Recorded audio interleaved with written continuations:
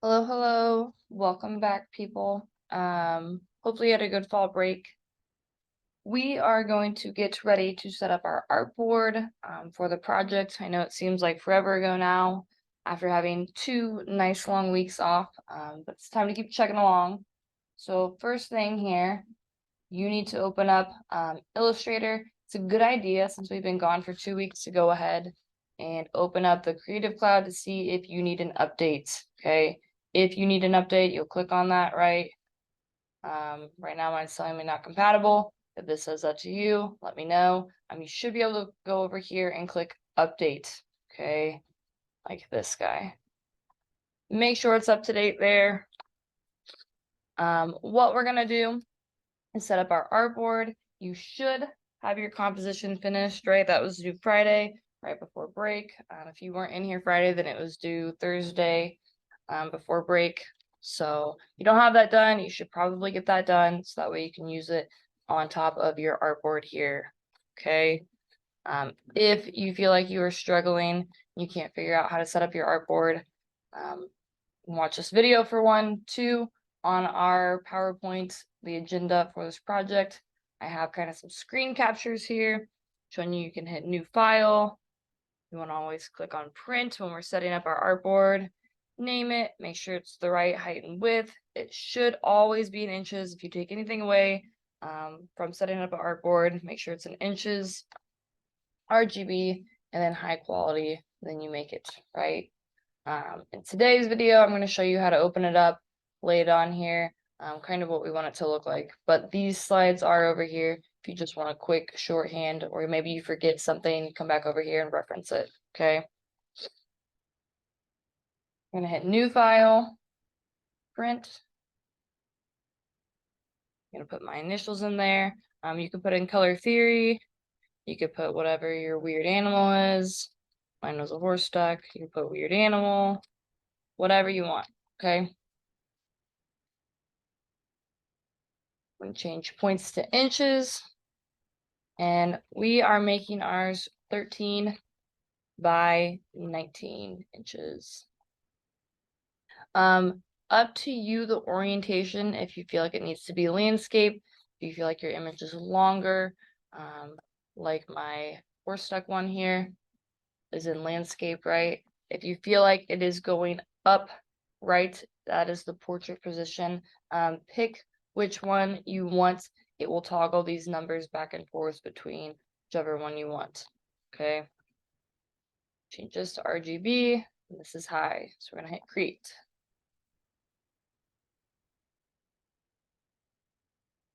What we wanna do is we wanna open up our image. So I'm gonna go to File, top left, ooh, I hit open.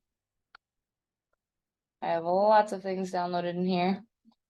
I am going to steal one of your images. Sorry in advance. Who's the lucky winner here?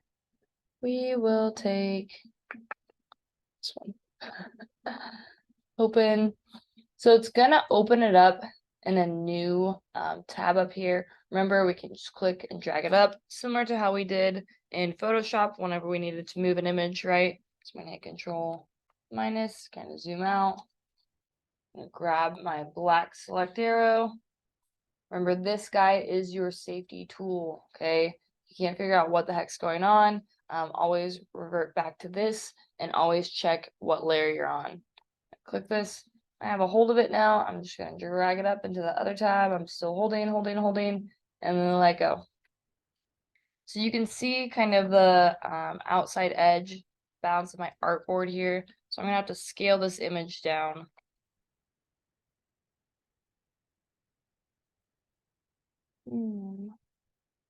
Perfect. Hopefully when you set up your composition in Photoshop, you attempted to make it 13 by 19. That way it would fit in here. If not, you may end up losing a little bit. So you're gonna have to decide, are you gonna move it up, lose a little bit of the bottom, a little bit of the top? Are you gonna squish it? Okay. For this one, I'm just gonna lose a little bit of the top and a little bit of the bottom. Got over just a little bit. Okay. So make sure it's completely covering your artboard there. We're gonna go ahead into the layers panel here. I have one layer open. As a friendly reminder, remember, whenever we add things in here, we have to keep manually creating layers. So you could put one thing on a layer. You wanted to make the Spider-Man duck on a layer, you'd have to click this little square with the plus. You hover over it, it should say create a new layer. I can name that Spider Duck. Boom. So different than Photoshop, where it would just keep opening a new layer for you every time you would add something. That does not happen here, okay? You have to decide, well, what do I want on what layer, okay? Layer 1, I'm going to name background just for this photo. I could shut this on and off, right? That little eyeball. What I want to do is I want to lower the opacity of this image. I want to make it a little bit see-through. So I'm going to click back over, make sure the image is selected. So you can see that blue path highlighting up around the image. If I'm not on it, none of those properties will pop up over here. Gotta click on it. And then I can change the opacity of it. So this is just gonna make it a little bit more see-through. Really see-through or really, really opaque. Okay. So I'm gonna drop it down. I wouldn't go lower than 50 because it gets a little hard to see. But maybe somewhere between 50 and 60 would be good. Totally up to you how much you want to be able to see it. We are just going to use it to kind of start outlining, right? I'm gonna go back into here. Once I get that set up, I'm gonna lock it, okay? Because then I'm gonna start drawing on top of this. So let's say I do want to start with a spider duck here. I know it's been a long time, but we got to think about the tools that we had learned. So we have the black selection tool. We are going to use a lot for this project, the curvature tool. You can go below and use some of your regular shapes tool. If I wanted to use the ellipse to make the body, shut off my fill. Don't forget, if you feel like you can't see through your image here or your shapes, you can go back to the properties and see what is happening with whatever you're working with, okay? Usually under the appearance panel. So I want to shut off that fill, just white box with the red slash going through it. I want to turn on a stroke line. Pick a stroke line that you feel like would be easy to see for you. I'll do blue for this. And you can turn up the points here to make it a little bit thicker. I would at least have it at 1 point. Probably not too much bigger, right, though, because it gets super wide. Okay. So you could use the ellipse tool and kind of set things up if you wanted to. If you feel like you have basic shapes, like the body of this duck. But you do not have to do that, right? You don't have to use the shapes tool. We can go back over to our handy dandy curvature tool over here. And again, checking over here to the appearance panel, make sure that fill is off, stroke is on. I'm gonna zoom in a little bit more here. And we just want to start outlining his body. So I can click at his head. And remember, when you use the curvature tool, wherever you drop a point is where it wants to create that arch over. And you can kind of see how it starts to line up. Right down here, I have a pretty sharp corner, right? I'm going to turn and go around the rest of his body. To get that sharp corner, as a friendly reminder, you're going to double click. When you double click, you're telling Illustrator, hey, I want that anchor point to be a sharp corner, sharp edge. I'm going to go around his body. Let's go a little closer. And it doesn't have to be perfect, right? Do another sharp corner here. Corner, sharp corner, up and connect. You want to make sure that you end your path, okay?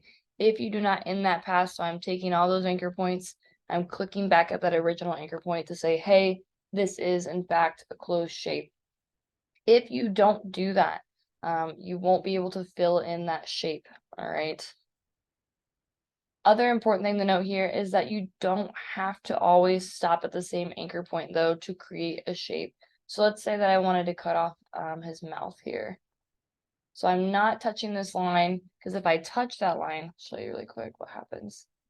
It's just going to create another anchor point over here and it's not going to line up right there. For some reason, Illustrator thinks, oh, you didn't want to, you're trying to connect here. It's reading this as its own thing. So we need to click next to it, and then we can move that point later. I'll show you what I mean here. So I'm not clicking on that line, even though I just told you that anchor points need to cross, right? Super confusing. But for some reason, if I were to click on this path to begin with, it's not going to land that point here because Illustrator is thinking that you want to create a new shape. So it's like, we're not going to do that. What I can do is I can grab the end of this path, I can pull it, and I can see right where it's hitting, and it's connected onto that path. If you are someone who likes to be safe, like I am, you can pull it where it even crosses down there. So you can see it starts to cross that other path. I like to pull things all the way through just to make sure it completely crosses. So you're probably thinking, well, what about up here? If I click up here, it wants to connect and end that path. How do I get rid of this red line? You can hit escape on your keyboard. Boom, that guy goes away. I'm gonna come up here. I'm also gonna pull this one through. Again, you could stop it on this line, but I like to pull it all the way through just to be safe. So that way I know it's crossing. Again, I have that annoying line happening, so I can hit escape. So I could go through, oops, that line came back. I could do is you as the artist get to decide. You have the creative liberty to decide, well, what needs to be outlined and what doesn't need to be outlined. Do I actually want to include the spider on my spider duck, or do I not? Okay. My advice to you is to start with main shapes. So anything where you feel like you would want it to be a different color. So maybe this portion of my spider duck's mouth, I would want it to be a darker orange versus this part being a lighter orange. Think about that. Think about main shapes. Obviously the eyes, the body, the wing, the tail, the little spider on the spider duck. And then after we get main shapes, we can keep kind of moving forward from there. As you keep working, I'm going to show you a handy dandy tool. Actually, we're going to wait. I think that might mess you guys up. But as you keep working too, keep in mind that as you are drawing on here, if you don't want this crab to be on that spider duck layer, you need to make a new layer. Make sure you're on it. Let's say we want this to be that cactus. Oops. Make sure you're selected on it and then draw for that layer, and that will be on your cactus layer, right? So you need to make sure that you're flipping back and forth between layers here. If you forget, it's not a big deal. Let's say that this was supposed to be for your spider duck. I can come over here and move it. So I can grab it. You can see it's selected. Over here, that little magical green dot kind of pops up. I can click it and drag it to whatever layer I want. So even if I had a whole new layer, I could move that all the way up to that layer, right? Move it back to the cactus layer, move it back to the spider duck layer. You have the liberty to pull it wherever you want. So if I wanted my spider duck here, I could grab all of it. Maybe I just want his eye, and then I could move it up. Boom. It's on that layer now.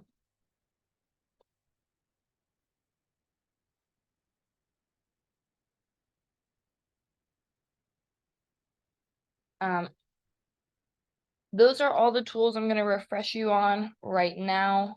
We'll do another little refresher over color in a few days from now. Don't worry too much about that. Right now, I just want you to start getting ready to create those layers, begin outlining, get those main shapes in, start laying that out. Okay. If you have questions, please let me know. Really excited to see some of these. This is a really fun, weird composition. Yeah,